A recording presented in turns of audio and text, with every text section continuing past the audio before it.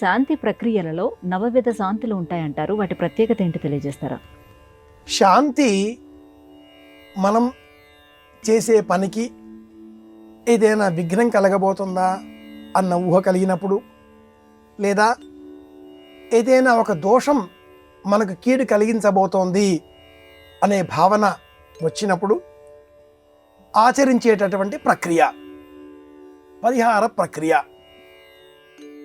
వీటిని నవవిధములుగా సంప్రదాయకులు వివరించి ఉన్నారు.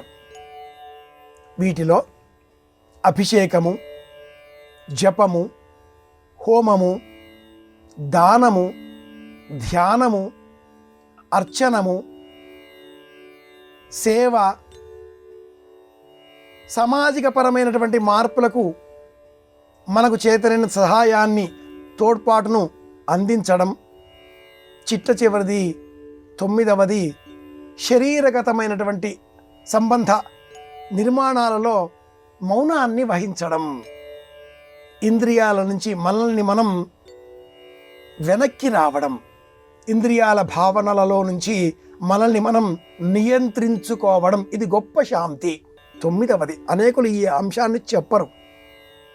లోకంలో ఉండేటటువంటి అభిషేకము, దానము, నూనెలో ముఖం చూడడం అనే అంశాన్ని జతపరుస్తూ వాటిలో తైల, ఘృత వీటిలో అవేక్షణంగా చెబుతూ నవవిధ శాంతి ప్రక్రియలుగా చెబుతూ ఉంటారు.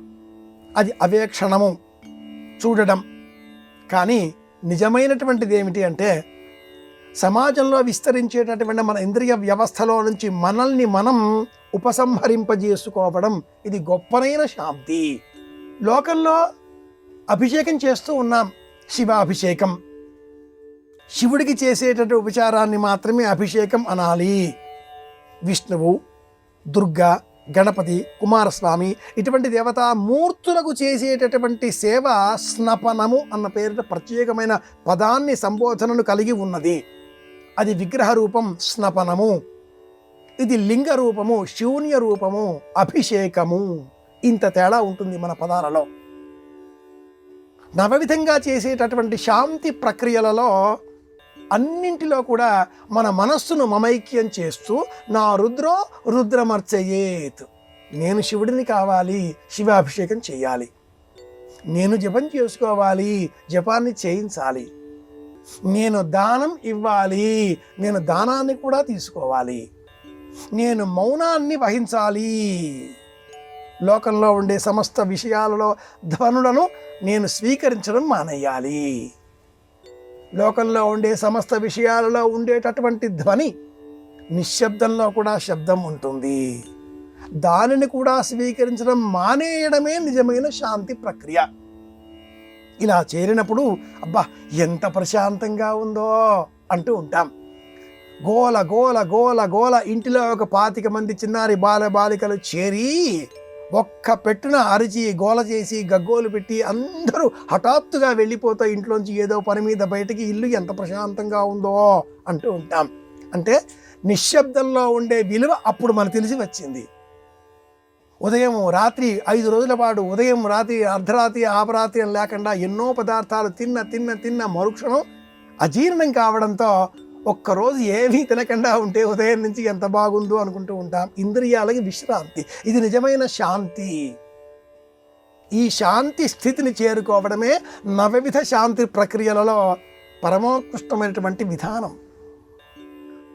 జన్మించిన శిశువుకు కానీ, తల్లిదండ్రులకు కానీ, ఇంటికి కానీ, పలు సందర్భాలలో కానీ భూత శాంతి అన్న పేరిట కొన్ని ప్రక్రియలను అనుసరిస్తూ ఆచరిస్తూ ఉంటాం. గుమ్మడికాయలు, కొబ్బరికాయలు, నిమ్మకాయలు ఇలా వేటినో సమర్పిస్తూ ఉంటాం. శాంతి చెయ్యాలి కదా అంటూ ఉంటాం. ఉద్యోగంలో చేరిన తర్వాత ఒకవేళ ఏదైనా ప్రమోషన్, అభివృద్ధి కలిగితే తోటి ఉద్యోగులు కూడా మనల్ని ఏదైనా పార్టీ ఇస్తారా అనగానే మనం చెప్పే మాట, వీళ్ళందరికీ శాంతి చెయ్యాలి ముందు అని కూడా అంటూ ఉంటాం. చల్లార్చడం, చల్లబరచడం అనే అర్థంలో కూడా శాంతి పదాన్ని మనం వాడుతూ ఉంటాం. లోకంలో ఉండే శాంతి ఇలా కాదు, ఇంద్రియాలకు సంబంధించినది. ఇది నవగ్రహ శాంతి ప్రక్రియలలో అంతర్భాగం. ఇలా చెప్పుకోవాలి.